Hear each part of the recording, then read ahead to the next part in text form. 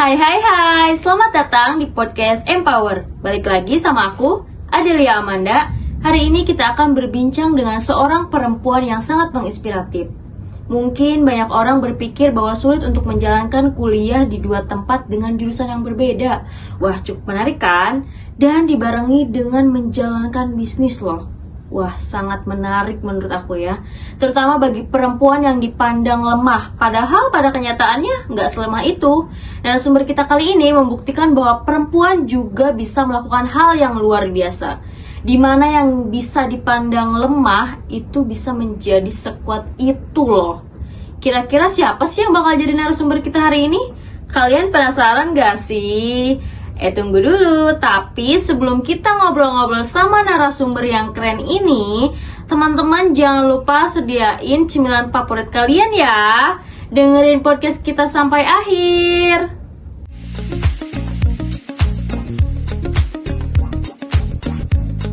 Podcast Empower, perempuan menginspirasi melalui cerita.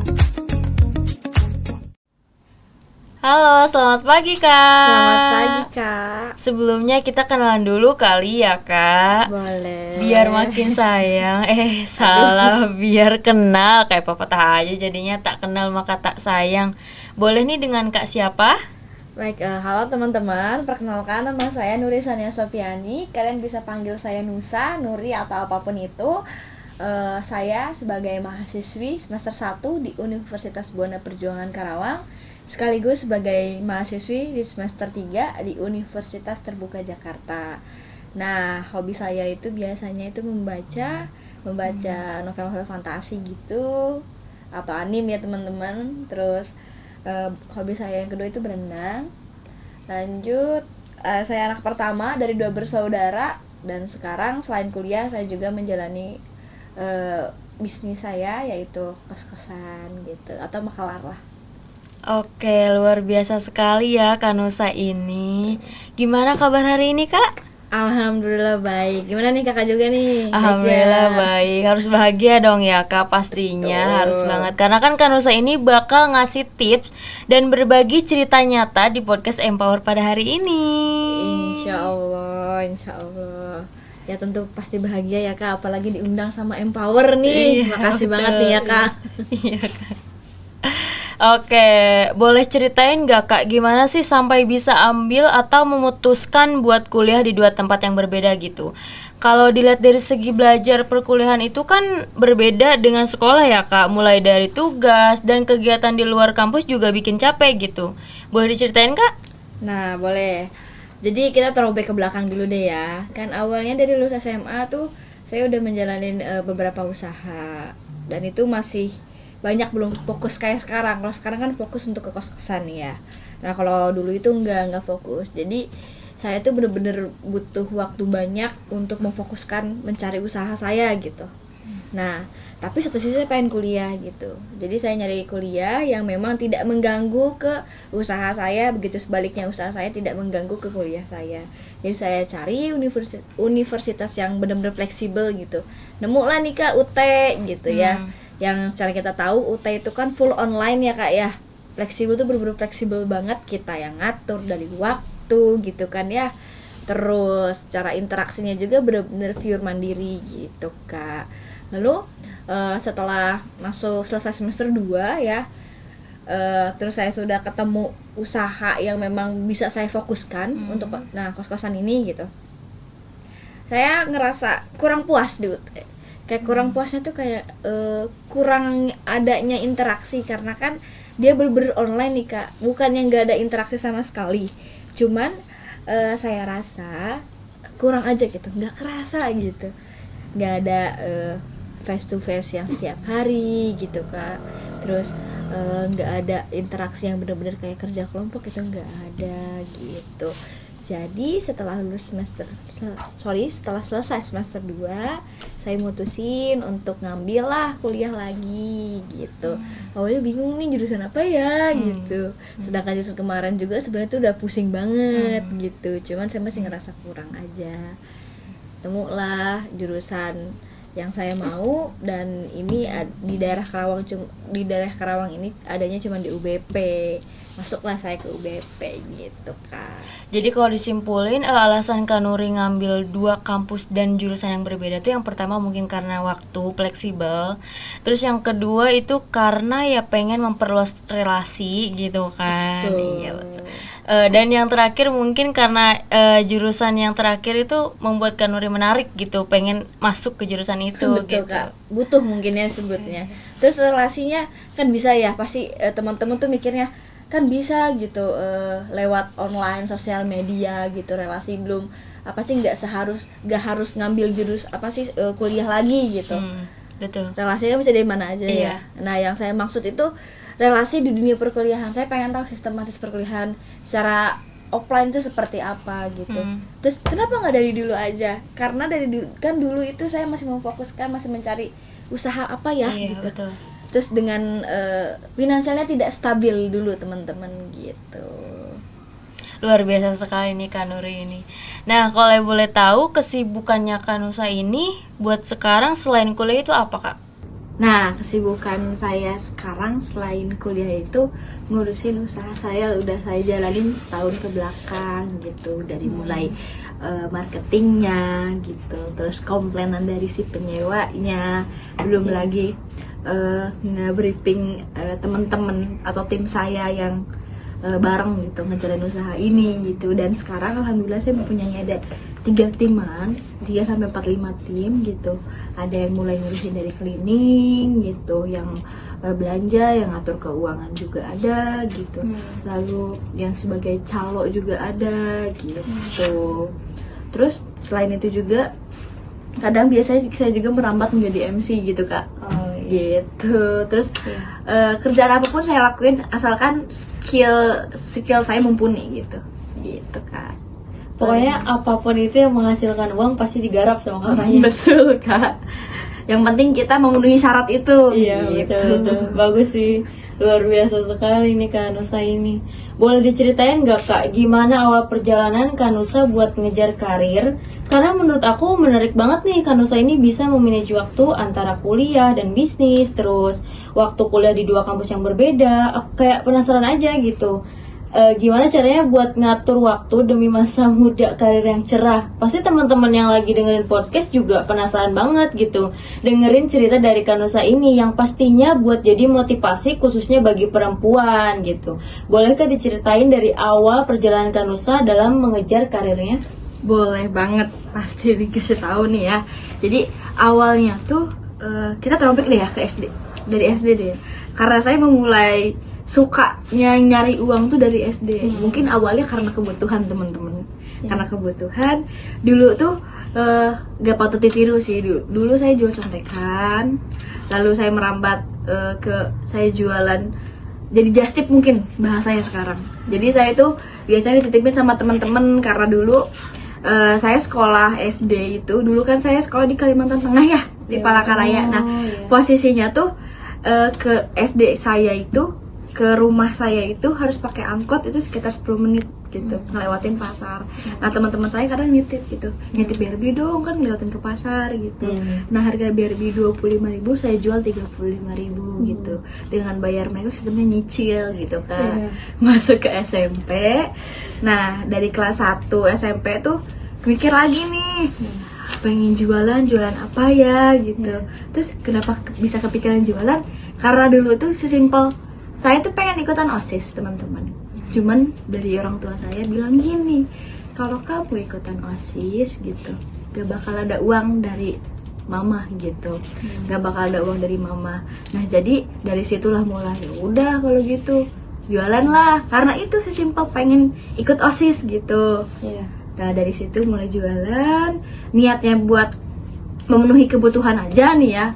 Nah dari kelas 2 SMP itu saya udah ngebiayain diri saya sendiri gitu teman-teman, dan alhamdulillah sedikit membantu keluarga gitu. Dan usaha itu, oh ya usahanya all shop teman-teman, all shop kecil-kecil atau mungkin sekarang sebutnya dropshipper. 2020 ada ya TikTok shop tuh, COVID udah anjlok semua. Terus di situ saya banting setir, saya mulai jualan yang viral-viral. Contohnya dulu mochi lalu sando sandwich, ya kan? Iya. Iya gitu. Terus kadang saya jual Polaroid, terus saya jual juga apa sih namanya, sampul custom gitu. Jadi semua saya lakuin, semua saya jual selagi dia itu laku gitu. Pokoknya Kak Nur itu jualan yang emang lagi trending gitu. Iya pasti betul, dijual. betul, Karena biar harga pemasarannya juga meningkat betul. kan. Jadi poinnya selagi ada peluang kita masuk. Gitu. Iya betul.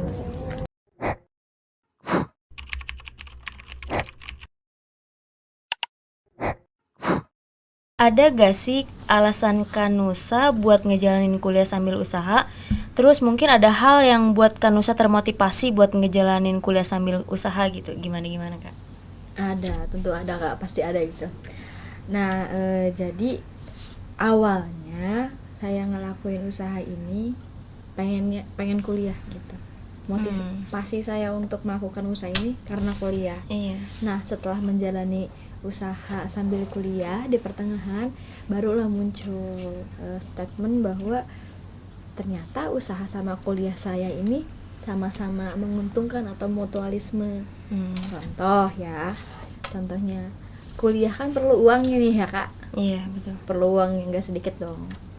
Ditambah lagi UT saya berbayar, apalagi UBP swasta, pasti Iya, betul. memerlukan uang yang lebih banyak lagi gitu.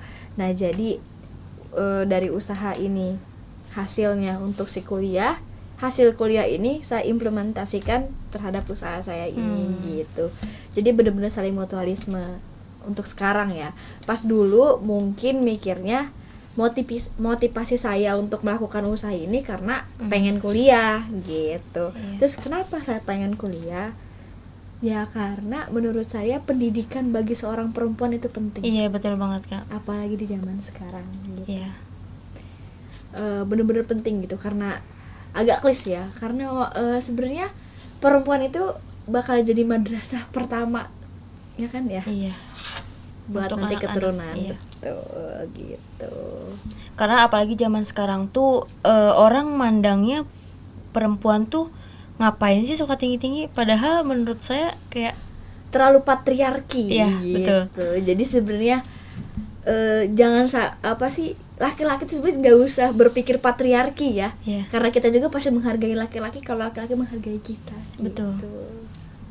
tapi masih ada aja pandangan orang yang kayak gitu, itu suka aneh. Nah, teman-teman ada nggak nih yang kayak gitu nih? Jangan gitu lagi ya. Kalau boleh tahu Kanusa ini kan kuliah di Universitas Buana Perjuangan Ya. Karawangan yang di samping itu, sama di Universitas Terbuka. Nah, ngambil jurusan apa? Nah, di Universitas Terbuka Jakarta saya ngambil jurusan manajemen dan sekarang udah semester 3 kayak yang saya bilang di awal tadi. Oh, iya. Di UBP saya ngambil jurusan psikologi. Gitu. Berarti kalau yang di UT itu S1 psikologi dan itu full online. Lalat, Kak. Yang di UT itu manajemen. Sorry. Oh, iya. S1, yang di UBP juga psikologi S1 gitu. Jadi yang di UT itu full online, Betul. kalau yang di UBP full offline. Ya, betul sekali gitu. Berarti jadwal kakak tuh kuliah dari Senin ke Jumat atau sampai Minggu? Sampai Minggu sih sebenarnya, cuman kadang yang tugas UT saya tarik ke Jumat gitu, Kak. Karena Sabtu Minggu kan saya isi sama usaha saya gitu. Terus kalau misalkan ditanya kenapa milih manajemen sama psikologi, karena kalau manajemen mungkin karena saya butuh, karena saya kan membangun usaha nih awalnya. Iya. Udah masuk manajemen gitu. Nah, terus kenapa saya milih psikologi di UBP? Saya butuh, karena kan saya sering interaksi sama orang ya. Saya sering sama klien-klien saya gitu. Contohnya yang mau ngambil kos-kosan sampai 5 kamar, 10 kamar gitu. Iya. Otomatis saya perlu gimana nih gestur tubuh saya dalam berbicara. Oh iya, gimana tanggapan orang terhadap saya gitu. Apa yang kurang gitu. Itu sih. Itu poin pertama. Terus poin kedua, kenapa saya milih psikologi? Karena mungkin klise juga sih. Banyak anak psikologi yang masuk psikologi karena berobat jalan. Gitu. Gitu ya? Iya betul. Gitu. Dan poin yang paling penting mungkin masuk psikologi karena pengen ngatur emosional gitu. Gitu. Terus ya buat ngurus anak-anak juga nanti. Kalau buat poin yang pertama, kenapa kakak nggak masuk ilmu komunikasi? Kan sama aja interaksi sama orang, kita juga belajar. Betul, cuman saya interaksinya tuh lebih ke mendalam, kayak ingin tahu sifat manusia itu seperti apa gitu. Apa nih masalah-masalah yang ada di otak-otak manusia tuh gitu. Iya. Masalah mental-mentalnya kayak gimana, lebih ke situ sih Kak. Gitu. Tapi ada nggak sih Kak, Apa tuh? mungkin dari teman-teman kakak tersendiri yang di psikologi khususnya, dia tuh alasan masuk psikologi ya karena emang mentalnya lagi gimana gitu? Banyak banget nih, Ada Kak. gak sih alasan yang kayak gitu? Bermasalah semua sebenarnya. Gitu. Jadi mereka daripada ke psikiater mahal mungkin ya, Iya. sekali aja jadi calon psikiaternya, mungkin mereka mikir gitu kali ya. Gitu sih, Bisa Kak. jadi Betul. Terus juga berarti alasan kakak masuk manajemen biar selain kakak terjun ke dunia nyatanya, ya kakak juga belajar gitu Iya betul. buat memanage ya betul. dalam bidang akademiknya. Biar usaha saya itu nggak acak-acakan Kak, biar tahu nih manajemennya tuh kayak gimana. Iya, betul. Gitu, etika-etika dalam berbisnis seperti apa gitu, termasuk psikologi gitu. Jadi menurut saya kedua jurusan ini benar-benar membantu saya dalam menjalani usaha-usaha saya gitu. Nah, Kanusa ini kan kuliah sambil usaha ya, dimana pasti waktunya terbagi dong. Betul. Dan itu harus balance gitu antara kuliah aman ya, usaha pun juga aman gitu. Walaupun usaha itu milik sendiri juga kan, pembagian waktunya ya sama aja kayak kuliah sambil kerja gitu. Mungkin bedanya kalau kerja kan kita diatur, kalau usaha atau bisnis kita yang mengatur gitu. Nah, gimana sih Kak buat atur jadwalnya antara kuliah dan usaha, apalagi kan Kanusa ini kuliahnya sampai di 2 tempat gitu. Iya. Cara saya untuk membagi waktu antara usaha dan kedua jurusan kuliah saya ini, awalnya saya kan di Universitas Terbuka Jakarta ya. Nah, awal itu saya memprioritaskan usaha saya karena dulu saya belum nemu usaha yang bener-bener penghasilannya bisa menanggung gitu. Jadi bener-bener kayak serabutan gitu, apa aja dilakuin gitu. Jadi bener-bener belum fokus ke satu titik gitu. Nah, selama setahun, selesai semester 2 barulah nemu titik itu, titik bisa fokus ke usaha ini, yaitu usaha saya sekarang itu kos-kosan ini nih. Jadi bisa fokus. Nah, di sini barulah balance Kak. Yang dulunya saya fokus ke usaha, kuliah nomor 2 tapi tetap saya jalanin karena UT juga kan fleksibel ya, jadi ya nggak apa-apa gitu, masih bisa dikerjain gitu. Nah kalau sekarang nggak balance, malah saya memprioritaskan kuliah saya dibanding usaha saya. Yang pertama seperti yang kakak bilang, saya tidak diatur, saya yang mengatur. Iya, gitu. betul. Jadi sekarang saya memfleksibelkan usaha saya gitu. Enaknya punya usaha sendiri kayak gini teman-teman. Jadi kita bisa di mana aja tapi duit tetap ngalir gitu. Karena Iya, sebenarnya betul. dulu juga saya selalu pengen gitu, mimpi saya jalan gitu, tanggung jawab saya terhadap keluarga jalan, apa yang saya mau jalan juga gitu, usaha saya jalan gitu. Jadi berjalan semua gitu. Contoh ya, misalkan nih saya ada kerja kelompok UBP yang memerlukan waktu sekitar 2 hari. Usaha saya pasti tertinggal dong. Iya, betul. Nah, sebelum saya buat kerja kelompok ini, saya udah bikin kayak rundown. Contoh, jam ke tim saya ya. Jam segini waktunya ngepost nih, ya.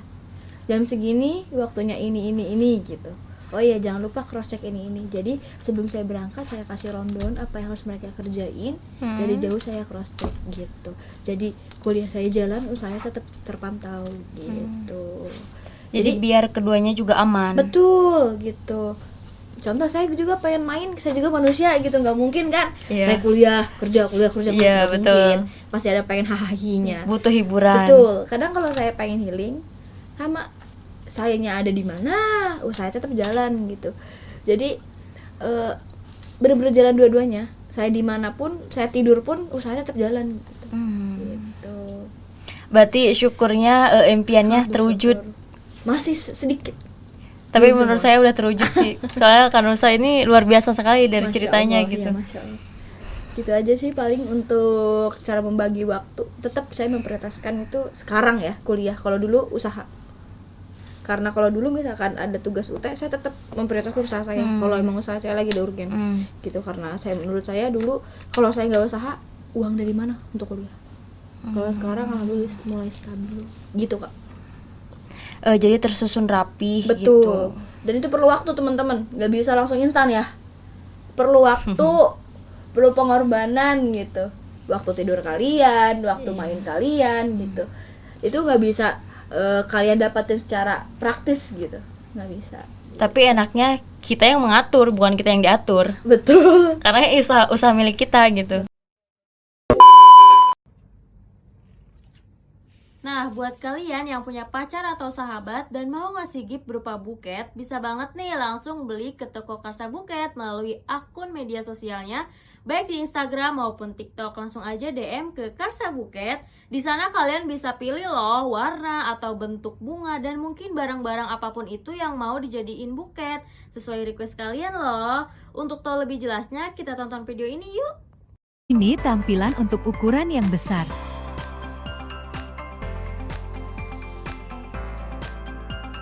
Dan yang ini tampilan untuk ukuran sedang.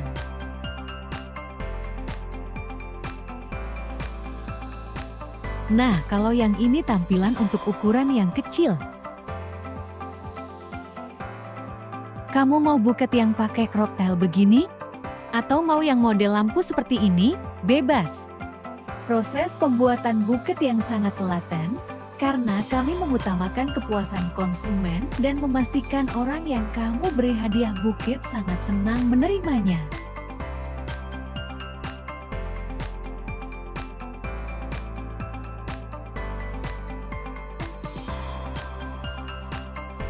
Dapatkan harga diskon 20% paket hemat untuk pemesanan buket sekaligus sewa papan bunga akrilik. Tunggu apa lagi? Order sekarang.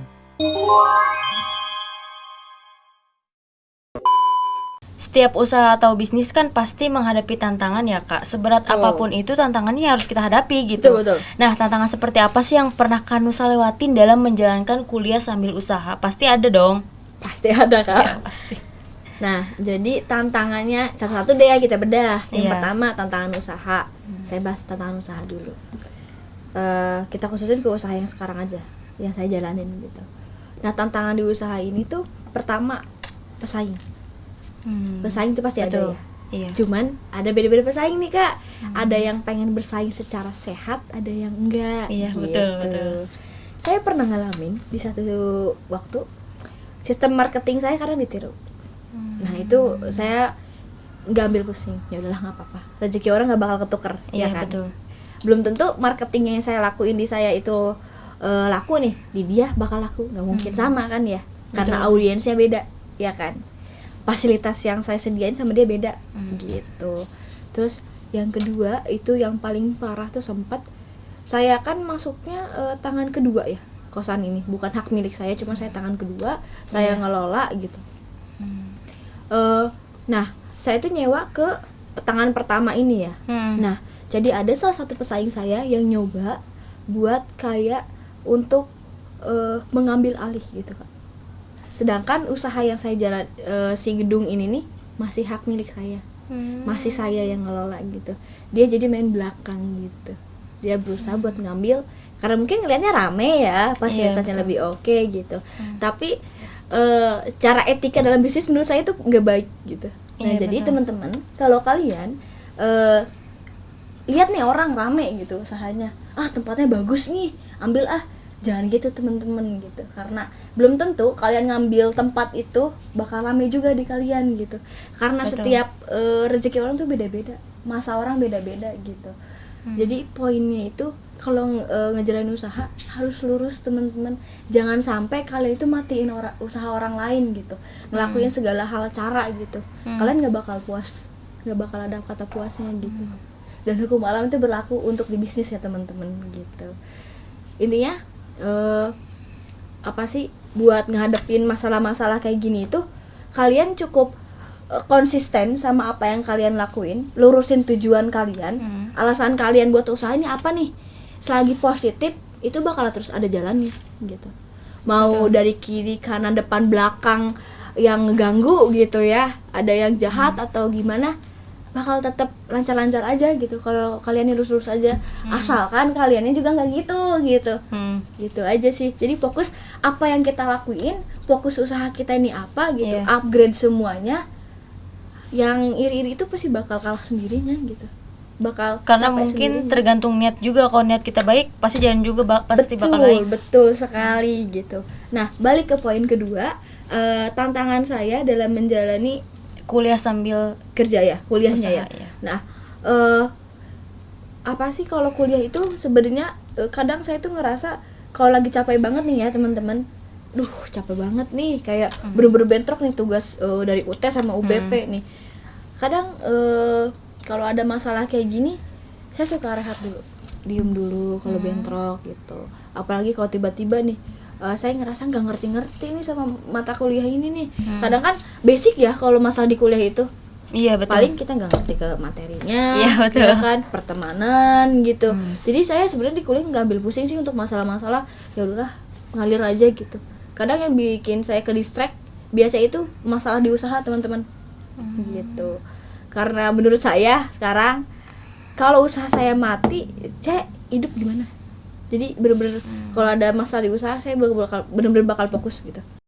Tapi pernah nggak sih Kanusa ini merasa lelah dan bahkan mental nggak aman gitu? Secara kan Kanusa ini selain mikirin pendidikan buat karir, mikirin juga usahanya gimana biar berkembang dengan baik gitu. Pasti agak sulit juga kan buat ngatur waktu, terus harus ngadepin hambatan yang datang gitu. Nah, gimana cara Kanusi mengatasi rasa lelah itu baik secara fisik maupun mental? Nah, jadi kalau saya ngerasa lagi kalau saya ngerasa lagi capek secara fisik gitu, biasanya itu kalau lagi bentrok Kak. Contohnya UBP itu lagi capeknya gitu kan. Contohnya kayak lagi banyak rekok, banyak tugas gitu. Sampai usaha saya lagi rame-ramenya, belum UT gitu. Nah, kalau capek secara fisik biasanya saya milih untuk tidur. Bener-bener tidur seharian full. Saya nggak boleh diganggu, saya diam di kamar, saya nggak megang kerjaan sama sekali. Jadi satu hari itu full saya refresh diri di kamar, gitu.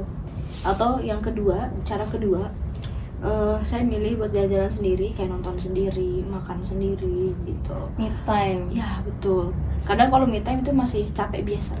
Kalau udah bener-bener gak mau interaksi sama orang tuh bener-bener capek banget gitu, capek fisik banget gitu. Terus poin ketiga biasanya saya juga suka me time-nya spa, diurut gitu, biar rileks ke badan. Nah, untuk mental sendiri biasanya kalau berbarengan dengan masalah keluarga nih, bareng tuh datangnya baru. Karena alhamdulillahnya saya bukan tipe orang yang terlalu apa-apa itu dipikirin, apa itu pun enggak sih. Jadi kalau emang ada masalah, kepikiran cuman nggak ambil pusing, ya udahlah gitu. Nggak terlalu over Iya, untuk sekarang ya. Dulu mungkin memang ada di fase kayak kok gini ya, kok takut ini gini. Nah, kalau sekarang tuh udah ya udahlah, pasrah aja.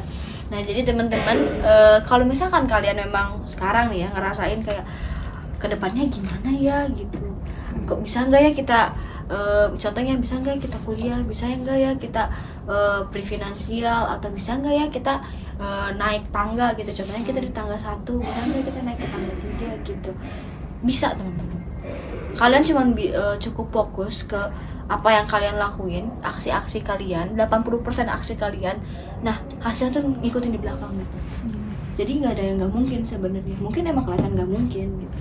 Contohnya dulu saya ngerasa kayak dengan posisi keluarga saya,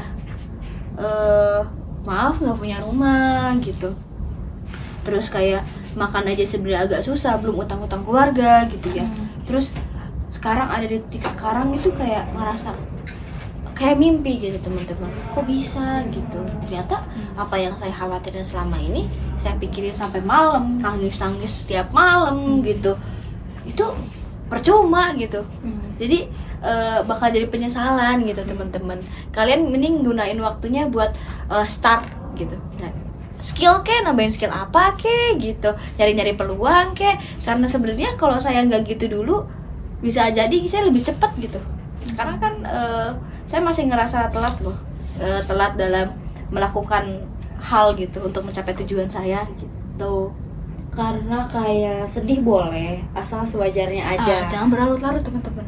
Hidup harus tetap berjalan. Karena hidup adalah suatu kumpulan masalah yang diselingi oleh bahagia. Gitu.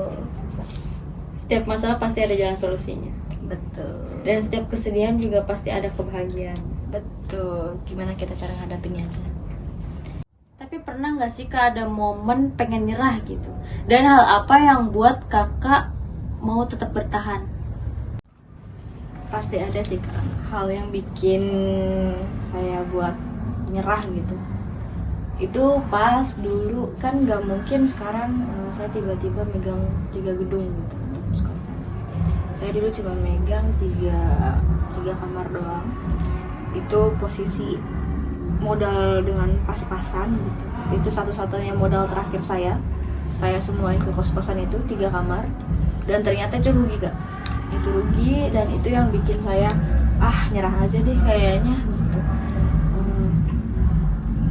Buka usaha aja ini udah rugi gitu, ngapain dilanjut gitu. Cuman setelah dipikirin semalam gitu, masa baru sekali doang tuh udah mundur ya? Masa mulai udah sejauh ini masa tiba-tiba mundur? Ini uang modal terakhir loh, masa kita mundur gitu aja gitu? Karena harus terbentur. Betul gitu. Masa segini doang udah loyo sih, gimana mau jadi pengusaha yang benar gitu ya? Hal kecil tiba cuma rugi awal-awal aja udah mundur gitu. Jadi nyoba lagi.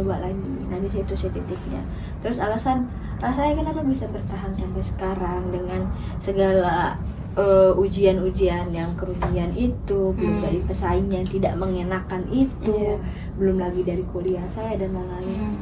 Satu yang bisa bikin saya bertahan sampai sekarang itu orang tua gitu dan keluarga gitu. Ngelihat mereka berharap lebih terhadap saya gitu, saya sebagai anak pertama, ngelihat mereka berharap bisa ngangkat keadaan ekonomi mereka gitu, bisa memberikan tempat tinggal yang layak untuk mereka gitu, dan untuk masa depan yang lebih baik untuk mereka gitu. Saya melihat harapan hari depan itu di mata orang tua saya, itu yang bikin saya bertahan. Apalagi saya mempunyai adik perempuan yang mungkin masih jauh untuk bisa membantu saya ke depannya gitu, masih sekolah, masih perlu biaya banyak gitu. Jadi saya selalu mikir adik saya itu jangan pernah ngerasain apa yang saya rasain gitu, jangan pernah sampai dia itu ngalamin mikir gimana ya kuliah kan gak ada uangnya. Saya nggak mau adik saya ngerasain seperti itu gitu.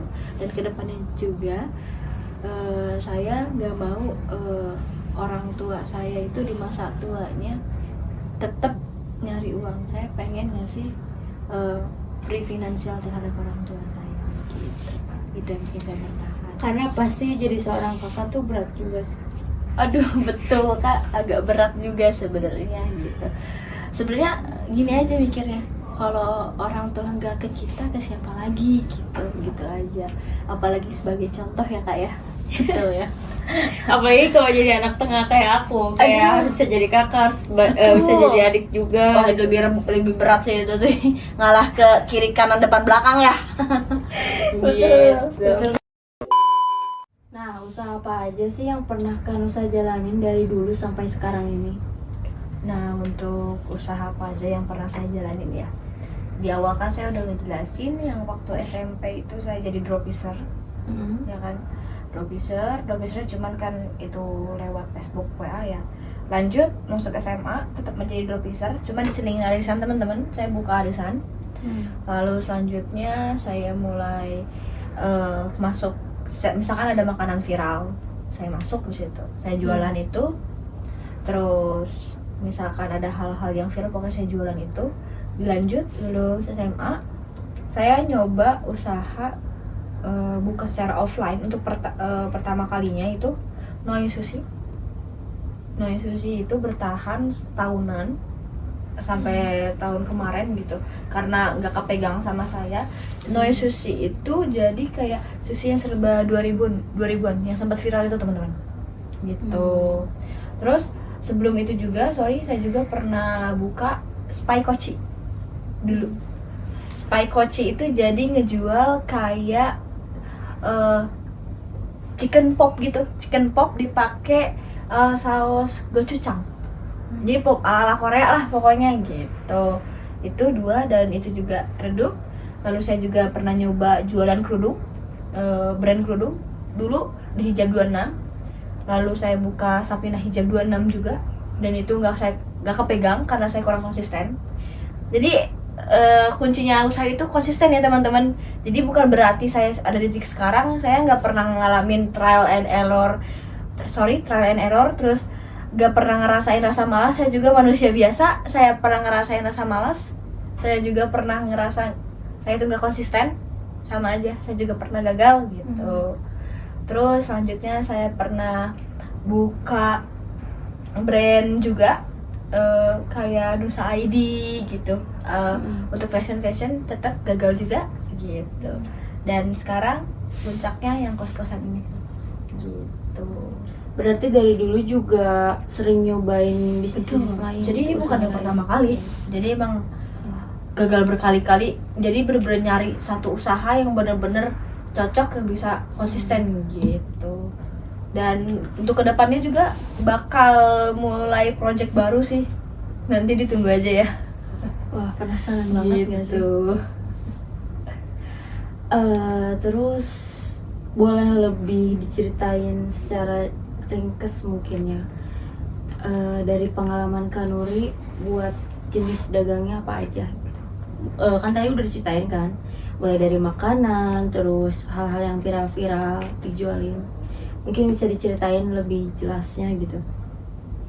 Jadi misalkan nih ya, misalkan kalian pengen jualan kerudung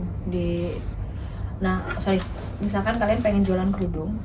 Nah, pengalaman saya dan sependek pengetahuan saya, kalau jualan kerudung itu kuncinya di bahan teman-teman. Kalian harus keliling.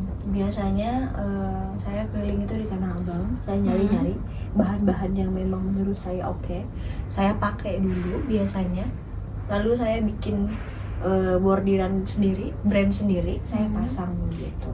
Dan itu secara manual gitu teman-teman. Sistemnya terserah kalian, mau sistem PO, mau sistem ready atau apapun. Kuncinya untuk sekarang kalau di hijab itu kalian harus sering-sering promosi gitu. Terus target pasar kalian harus jelas gitu. Bisa kalian pertama menggunakan WA, TikTok, Facebook dan lain-lain gitu. Terus kalau untuk tantangan di makanan ya, untuk Noi Sushi sendiri, pengalaman saya, tantangan di usaha ini tuh sebenarnya gimana caranya kita buat bikin si sushi itu tetap fresh. Kita kan bikin dari pagi ini, nggak mungkin langsung habis seketika dalam hitungan jam. Bisa aja kita lagi sepi, ya kan, ke siang pasti si nasinya kering. Nah, gimana caranya kita mempertahankan kualitas itu gitu? Apakah dengan cara kita membuatnya dadakan, atau memang dari sebelum buka kita udah mulai promosi, jadi target kita tuh 2 jam habis gitu, bisa aja kayak gitu kan gitu. Jadi benar-benar harus dipikirin banget nih kalau yang Noi Sushi ini. Nah, kalau untuk yang si Spaikochi, nah dulu tuh kurangnya saya tuh kurang promosi. Dulu belum viral teman-teman makanan Korea kayak sekarang kalian sering ngeliat kan jajanan Korea, Iya. ya kan, isinya kayak dakbal gitu, terus kayak chicken yang disiram apa gitu. Nah, dulu saya pernah jualan itu kayak chicken skin dan lain-lain gitu. Dulu mama yang menjaga gitu. Nah, kurangnya saya dulu tuh udah buka usaha, udah ngeluarin modal, cuman saya diem gitu. Ya udahlah, udah buka usaha ini gitu, nggak biarin kayak gitu. Jadi ngegampangin gitu. Nah itu tuh, kalian nggak boleh gitu. Kalau udah buka usaha, jangan sampai kalian males buat improve si usaha itu. Jangan sampai kalian males buat marketingnya gitu. Karena sekarang marketing itu penting gitu. Kualitas marketing gitu. Berarti dulu tuh cuman kayak udah nyobain, ya udah tinggalin. Gitu. Ada usaha ini toh gitu. Nah itu tuh yang salahnya. Nggak konsisten intinya.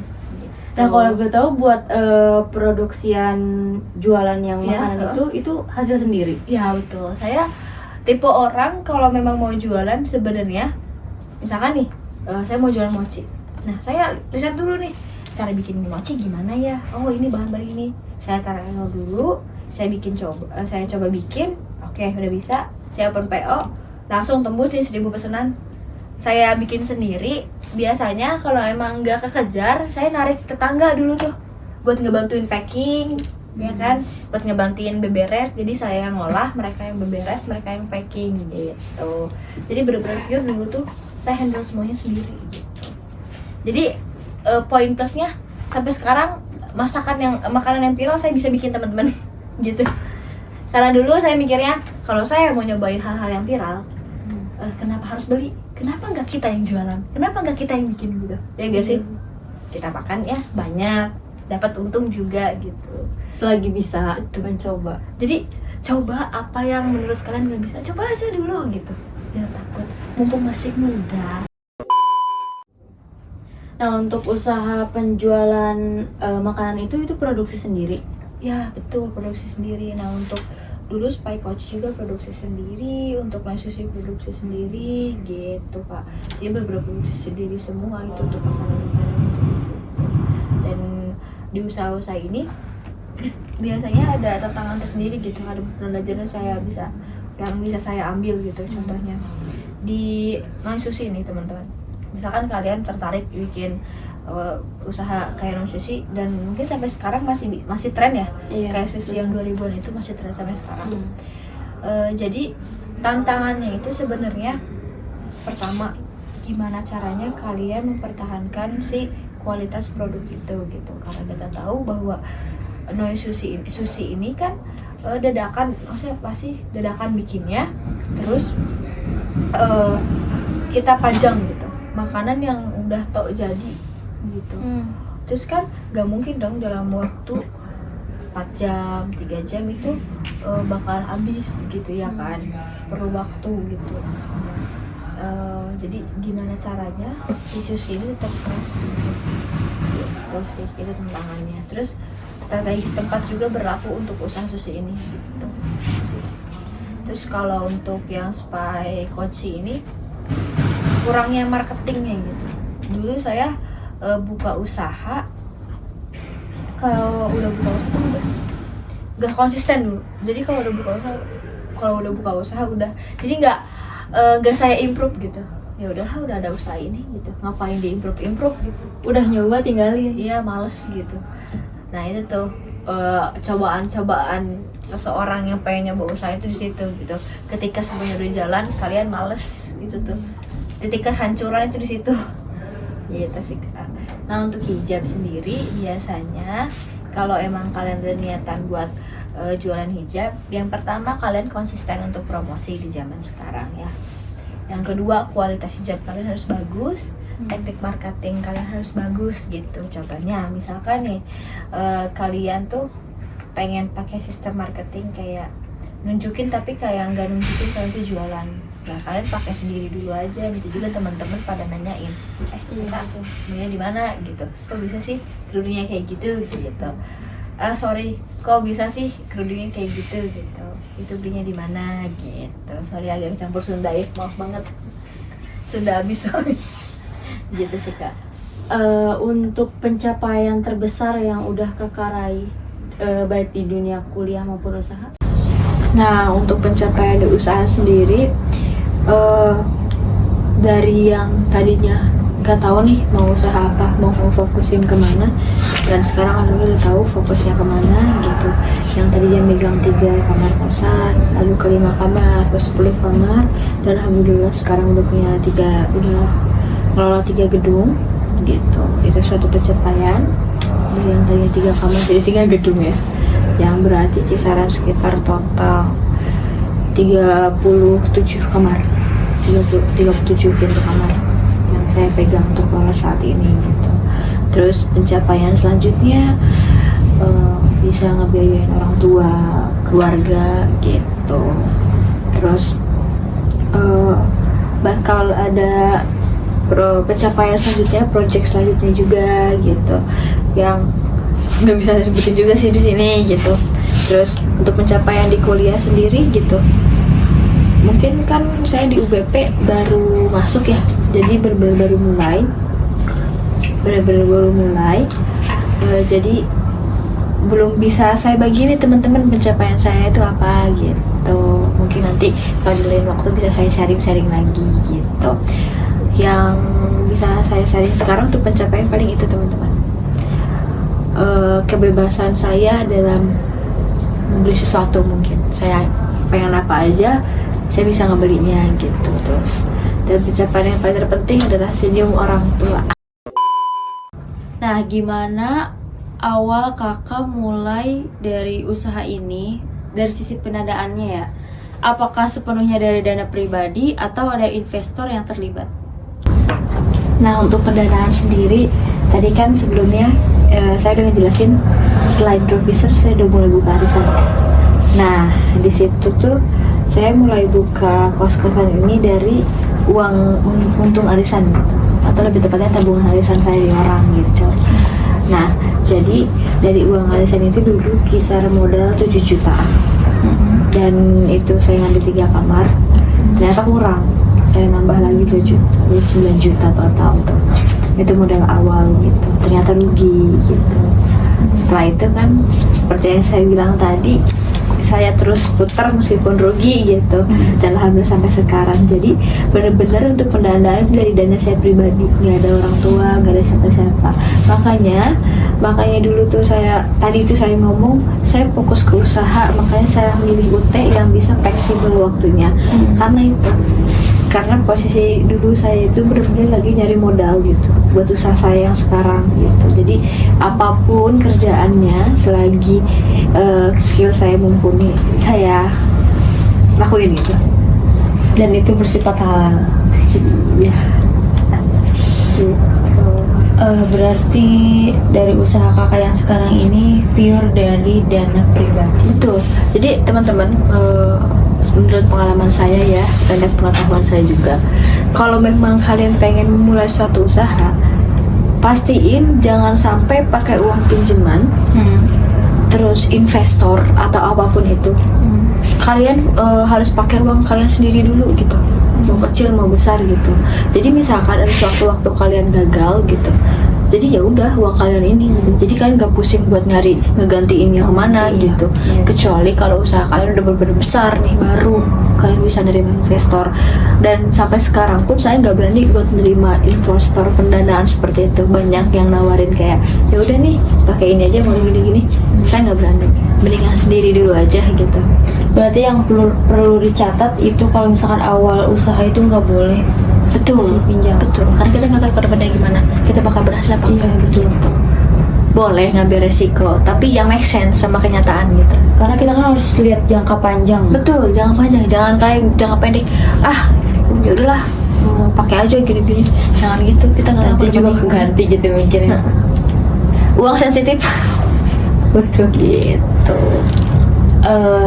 Mungkin yang selanjutnya kakak gunain tools gak sih buat ngebantu cara ngatur jadwal dan produktivitas? Kalau iya, rekomendasiin buat para pendengar podcast Empower mungkin. Nah, gini teman-teman Empower nih. Kalau untuk masalah tools kita ngebahas di usaha dulu aja ya. Iya. Di usaha saya masih pakai Canva, teman-teman, aplikasi Canva untuk sistem marketingnya, untuk buat katalog-katalog gitu ya. Terus saya juga masih memakai CapCut, masih pakai CapCut untuk bikin video promosi gitu. Terus saya masih pakai apa sih namanya, aplikasi Moneyflix kalau kalian tahu. Nah di situ ada tanggal. Terus kalian tuh bisa masukin pendapatan kalian berapa, pengeluaran kalian berapa gitu. Kayak buku kas, kayak gitu. Cuman ini bisa berbayar bisa enggak gitu. Untuk usaha seperti itu sih teman-teman. Terus saya pakai Webusinis. Di Webusinis ini lebih gampang. Jadi kita bisa ngasih label gitu loh. Jadi misalkan nih ada yang mau masuk tanggal sekian, jadi dilabelin tanggal sekian ini masuk gitu. Itu fitur-fiturnya banyak. Jadi ada balas cepat, kita cuma ngetik garis miring, nanti muncul balasan cepat kita, tinggal pencet aja. Jadi cepat untuk respon para si customer itu gitu. Kalian bisa search deh Webusinis, kalian cari tahu apa aja gitu, fitur-fiturnya itu udah banyak banget gitu. Terus mulai dari Instagram Businis saya udah mulai pakai, dari Facebook Businis saya udah mulai pakai gitu. Terus saya juga pakai Pamikos gitu untuk usaha-usaha saya ya. Nah untuk selanjutnya, untuk keseharian saya biasanya untuk jadwal saya tipe orang yang lebih kesuka manual teman-teman. Jadi saya pakai satu papan tulis itu, satu papan tulis ya. Saya bikin contohnya Juli ke Desember. Nah, saya ketik di situ tuh pengeluaran saya apa aja, setoran saya apa aja gitu. Terus di mading yang beda gitu, saya bikin wishlist saya selama sebulan tuh apa, atau selama setahun itu apa gitu, mau apa aja. Jadi saya ketik saya tulis di situ. Nah, jadi kan setiap bangun tidur kelihatan tuh, jadi kayak oh iya ini belum kelaksana nih, gitu sih, lebih Tersusun. iya, lebih tersusun gitu. Jadi pengingat juga, takutnya kelupaan. Berarti selain aplikasi juga ya pakai tools gitu. Iya, betul. Dan itu hal yang penting. Tuh, jadi kenapa kita harus bikin satu goals dalam satu tahun itu? Yang banyak aja kalian tulis goalsnya. Contohnya tahun ini harus bisa bahasa Inggris, tahun ini kita harus kesini kesana gitu. Tahun ini kita harus beli ini. Tulis aja, tulis. Nanti pas di akhir tahun kalian contoh yang ini, yang udah yang mana aja, yang belum yang mana aja gitu. Jadi kan lebih ke oh iya ya udah pertengahan tahun kok masih gini-gini aja, belum ada yang kecapai nih, apa nih yang kurang gitu. Jadi Berarti bisa dibilang Kanuri itu orangnya prepare banget ya? bisa dibilang seperti itu kan. Tapi kadang saya juga ada rasa malas, saya juga manusia gitu. Tapi kalau dilihat dari ceritanya tuh benar-benar tersusun banget. Iya sih, kadang Kayak kegiatannya pun. kadang hal-hal yang kayak gini juga yang bikin kayak terlalu ke pressure gini. Jadi ada tekanan tersendiri setiap ngeliat itu. Duh, udah akhir bulan nih belum kecapai ini. Itu ada pressure sendiri juga sih sebenarnya. Tuh, ada plus minusnya. Nah, dari cerita dari yang kakak ceritain ke podcast Empower ini kan menurut aku menarik banget ya, apalagi khususnya buat perempuan gitu. Karena emang mungkin podcast Empower ini sasarannya itu perempuan gitu.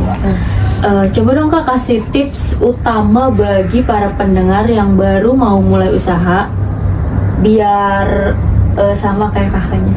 Masya Allah. Jadi tips utama kalau kalian mau nyoba usaha gitu, yang pertama tuh bukan masalah modal ya teman-teman. Modal penting, cuma itu nomor 2 sebenarnya. Ini tuh tentang kesiapan kalian, tentang kesiapan mental kalian.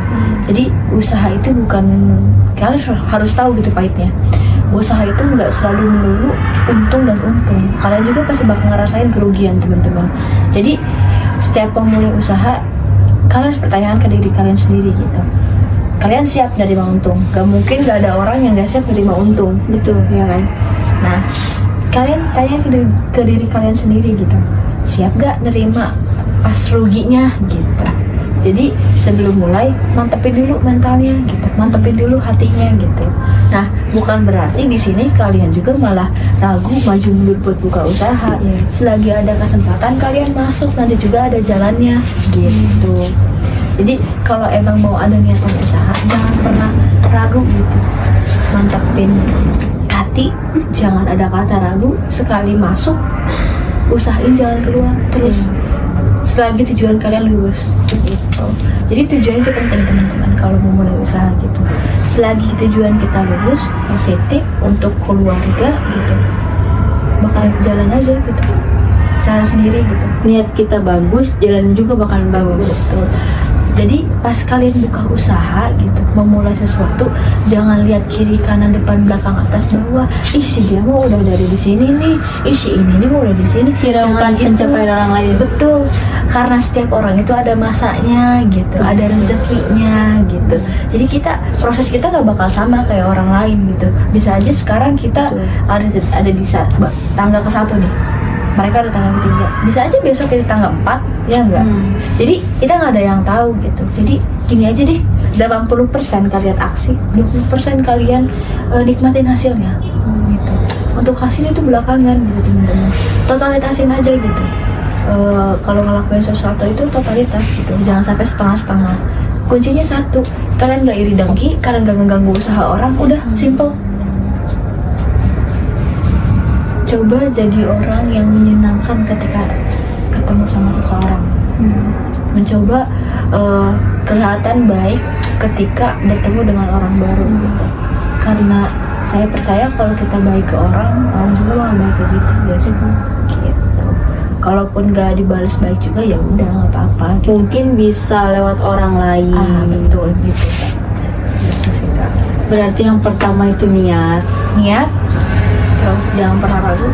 yang kedua Mental, kesiapan mental, konsisten. Jangan fokus ke pencapaian orang lain, fokus ke usaha kita aja. Improve terus apa yang kita lakuin. Gitu. Jangan sampai kalian terlalu fokus kiri kanan depan belakang, tapi kalian gak ngimprove diri sendiri, kalian yang kalah.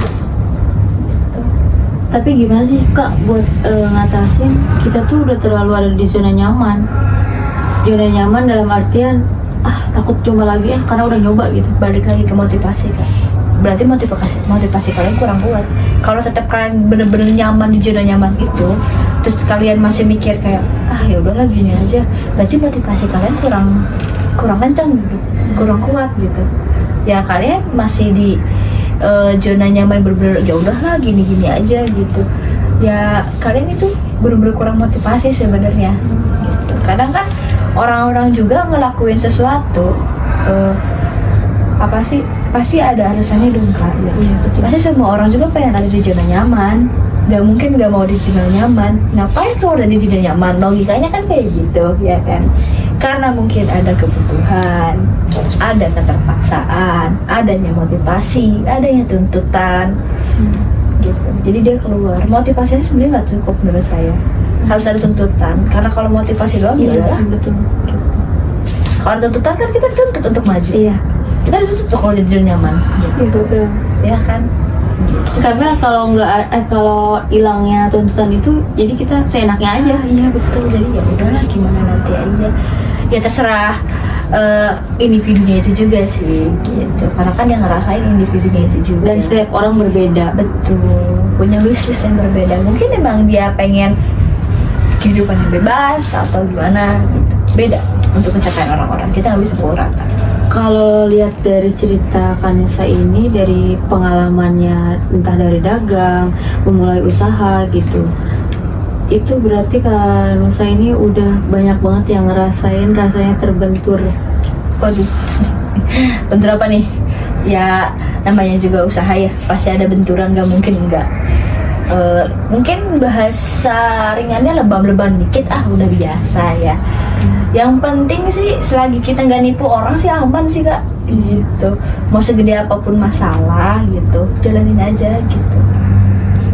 Ya sebenarnya saya juga manusia biasa, ada capeknya, saya juga gak mau keluar dari zona nyaman sebenarnya. Cuman kan karena balik lagi tuntutan tadi, tuntutan kebutuhan keluarga, tuntutan kedepannya hidup harus gimana gitu. Kita nggak bisa melulu mikir tentang hari ini gimana ya, terus selalu terbelenggu dengan masa lalu, dengan penyakit-penyakit di masa lalu, mental issues di masa lalu. Kita nggak bisa selamanya di sana gitu. Kita hidup sejalan gitu. Yang lalu biarlah berlalu.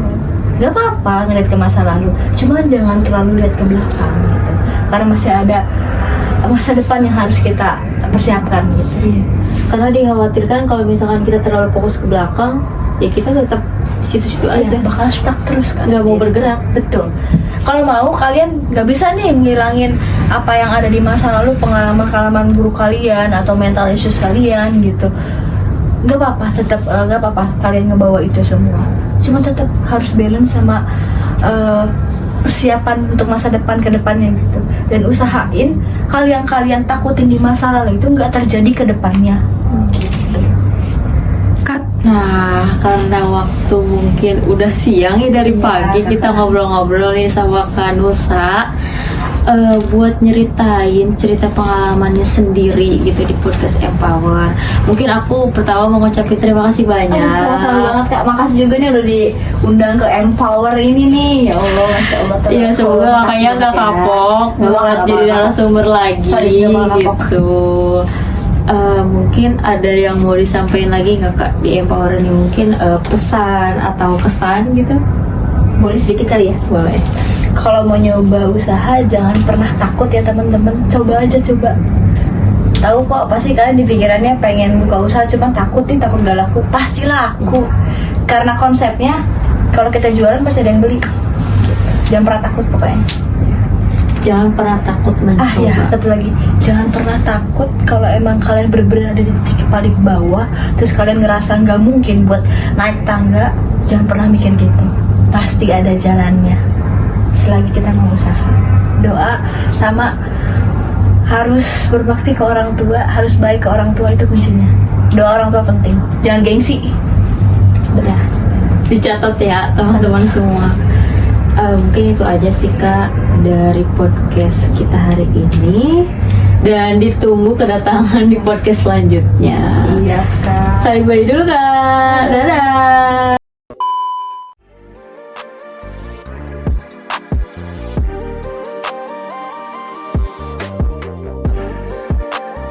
Sampai jumpa di episode selanjutnya.